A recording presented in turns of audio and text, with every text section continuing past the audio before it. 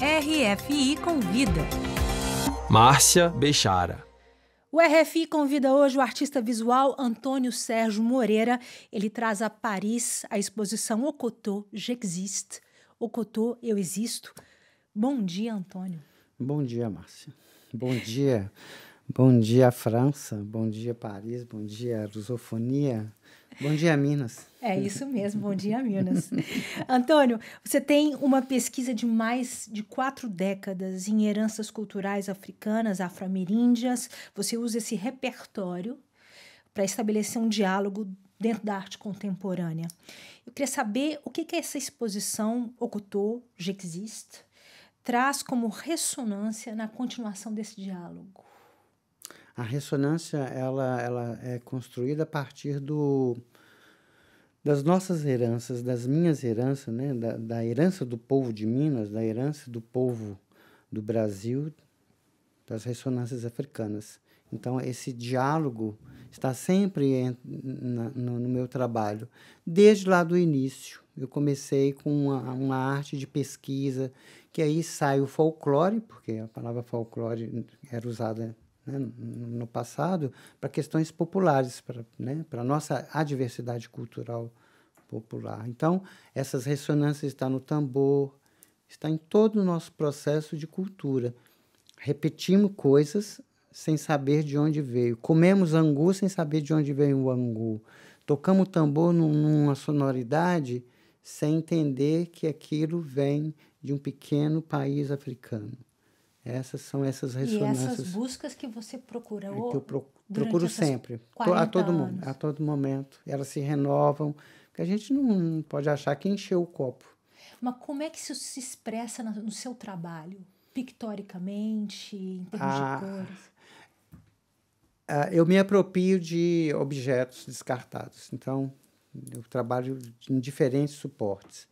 Quando eu estou construindo um diálogo, aquela parte, se está falando da congada, se é dentro da congada, se é dentro da matriz africana de Queto, se é da matriz africana do povo de Angola, do Banto, então eu trago esses elementos ali e vou inserindo dentro dessa construção desse diálogo. No caso da imagem, né, dessas imagens, há um primeiro contato, às vezes é um desenho, às vezes é uma foto, e eu vou trazer a minha vivência, porque eu só trabalho a partir do que eu vivo, né? Essa foi uma linha. Então, eu preciso experienciar, viver, e aí eu trago essa vivência. Para as imagens. Das imagens. Por isso que existe, eu faço parte. Vamos falar um pouquinho. Okoto, o título dessa sua nova exposição, deriva do culto a Exu, do culto do Candomblé. Uhum. Eu gostaria que você falasse um pouco mais sobre essa inspiração. Okoto é uma qualidade de Exu da família dos orixás, que vem do Exu Yangui, que é o primeiro Exu que nasceu da fala de Olodumare com Obatalá. Olodumare é Deus em Yorubá, né? Dentro da nossa panteão das divindades iorubanas, né? Então, Yang é o primeiro Exu, e Okoto está na linha desses Exus que equilibram todo esse universo, a partir de Yang. Então, Okoto é a expansão do centro para fora. Ele é a expansão de tudo, no tempo que não é cometido ao relógio, mas é o tempo circular. O tempo das divindades, né? Que não tem tempo. O tempo espiralar. O tempo espiralar, que é o tempo também que, quando a gente está falando aqui, a gente vai dar direito a Leda Martins, que é a nossa Iá, né? Salve Leda Martins, pelo conhecimento, salve. Por tudo que ela fez pela nossa cultura. Ela traz esse estudo, essa pesquisa, e eu vou abarcando ali, né? E olha só, nós estamos aqui em Paris falando de Leda Martins. Não, e vamos falar mais dela, porque quando eu estive lá agora, ela me levou para ver as comemorações do Congado Mineiro de Nossa Senhora do Rosário. Nossa Senhora do Rosário. Salve Nossa Senhora do Rosário. Salve Nossa Senhora do Rosário, que tem você tem uma figuração, corporeidades negras do Congado Mineiro na sua obra também, né? Você está falando, tem o menino Calunga. Eu queria te perguntar o que expressa esse movimento de Exu a Calunga. Eu queria que você falasse um pouquinho dessas aparições na sua obra. Porque tudo faz parte. Se já existe, se eu faço parte, Exu também faz parte. De alguma forma, não importa a forma que o Congado está construído, a parte principal que dá o caminho é Exu, né? Então, de alguma forma, mesmo que a Congada é banto, de origem banto, eles dialogam entre si, né? Existem as divindades da família do Congo que se dialogam, tudo vai para um lugar só. A Preta Velha Conga, o Preto Velho Congo, o Pai Joaquim, a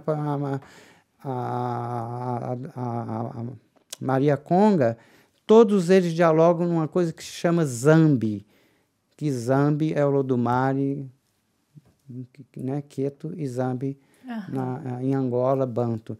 Então, essas imagens eu trago dali.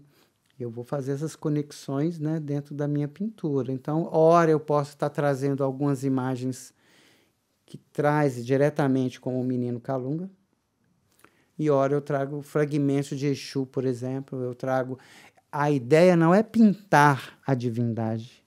A divindade não tem rosto, né? Deus não tem face, né? Então, eu trago só elementos que nos levam a essa ressonância, a esse imaginário. Então, essa figuração de hoje, dessa obra, do Menino Calunga, eu estou resgatando uma coisa de 40 anos atrás na minha arte, que eu começo com uma figuração e depois eu abstraio, eu falo do imaginário, dos elementos que nos constroem na ressonância, e agora eu estou trazendo essas imagens, né, mais direta. Pode ser que daqui para frente continue, sim, né, mas pintar a divindade jamais. Eu posso pintar o imaginário dela, como a exposição Oriqui fala do imaginário.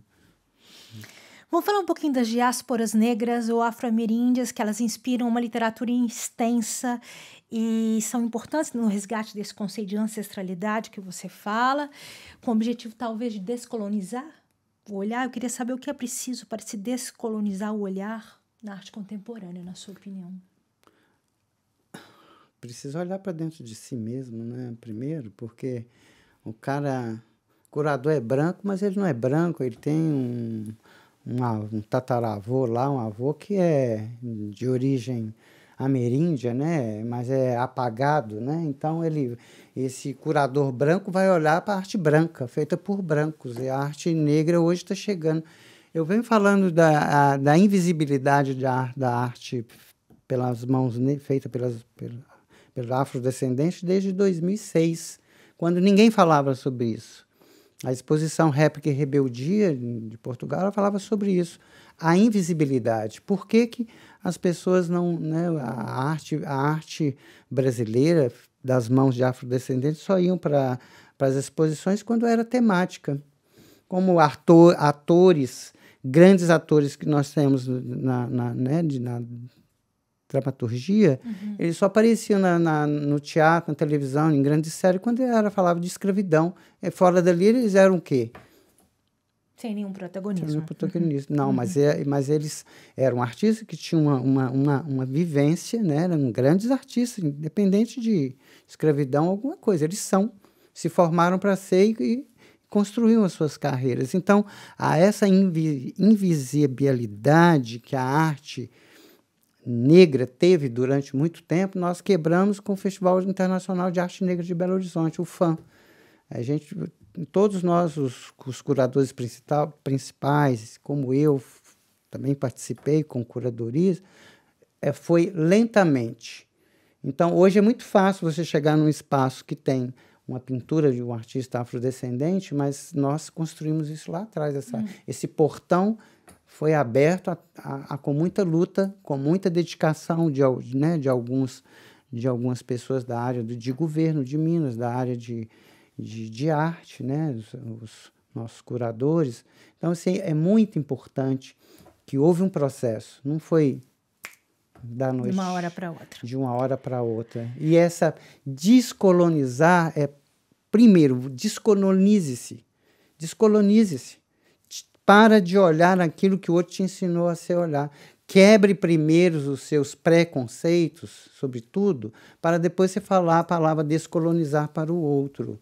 É muito fácil você falar, mas e aí dentro de você fica moendo o quê? Né? Então, eu acho que é importante que você descolonize primeiro, aí você vai para o espaço do diálogo e vai falar assim, descoloniza, vamos descolonizar isso, vamos descolonizar aquilo. Mas primeiro, e o seu olhar interior sobre tudo? Tá certo. E vamos para a última pergunta. Eu queria perguntar sobre essa série Reensaca, elaborada com embalagens de reembalacimento, que você aborda o preconceito e o racismo contra o corpo, a religião e a cultura negra. Queria que você falasse um pouquinho sobre essa série e queria saber se memória também é resistência, na sua opinião. Então, pela primeira, memória é resistência, sempre. Né? Sempre. E aí, a partir disso, dessa resistência, que o terreiro é a resistência, o terreiro é o local da resistência, as pessoas não entendem, eu vou chegar lá. Quando você branco, que mora dentro da sua família, todo mundo, é um microquilombo de branco, como tem os microquilombos de negro. Então, a pessoa fica achando que quilombo é só coisa de negro. Não. Quando você mora agregado a um monte de familiar, você está vivendo aquilombado, é um microquilombo de branco. Então, esses espaços constroem essa resistência. E o terreiro das matrizes africanas dão essa resistência à parte por cada sacerdote que estão ali envolvidos, né? E recebendo, acolhendo os seus filhos. Então, os reensaques, eles nascem dessa questão. O que é descartado pode ser aproveitado de que forma? Então, essa resistência dos reensaques, do preconceito, antes de você ter preconceito comigo, não me interessa, o preconceito está dentro de você. Então, você que deve rever aquilo que você foi construído, de que cimento você foi construído, aramado, para vir jogar para o mundo. Né? Então, se você não aceita o LGBT+, se você não aceita o negro, se você não aceita o pobre, se você não aceita... O problema é seu, o problema está dentro de você. Então, as obras Reensaque, elas trazem esse diálogo, né, dentro delas, né, no imaginário delas, são objetos. Porque os sacos que eu ganhei iriam ser jogados fora dos caminhoneiros lá da minha rua. E eu pedi, porque eu vi aquela coisa da palavra, né, porque eles são todos escritos, então, e eles são de mineradora. Então, a mineradora que sempre teve a mão afro, né, dentro das minas lá de Ouro Preto, a mão afro estava ali. Inclusive, os africanos que vieram para o Brasil já vinham direcionados pela competência de trânsito dentro das minas, que o povo da Nigéria, de Ifé, né, os africanos dessa região de Ifé, tinham domínio sobre a fundição de ouro. Por isso que eles pegavam sempre para as minas esse povo. Né? Então, esse conjunto de saberes e essa forma, esse preconceito está lá nos reensaques. Esse discurso da mulher que conduz toda a família, todo mundo mama nesse matriarcado, mas o que ele volta para esse matriarcado?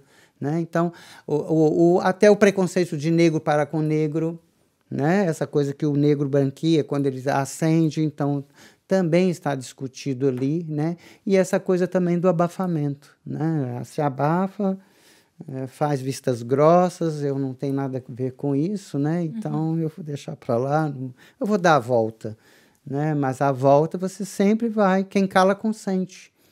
Tá certo, a exposição Okotô, J'existe, eu existo, com curadoria da Galeria Ricardo Fernandes. Fica em cartaz de 2 de setembro a 30 de outubro no Marché Dauphine, vamos ver se eu pronuncio direito, em Saint-Ouen, aqui na região parisiense. E com o apoio da Embaixada do Brasil. E com o apoio da Embaixada do Brasil. Agora da rádio. Obrigada, Antônio, por sua participação de hoje no RFI Convida. Obrigado a vocês, merci beaucoup. Todo mundo.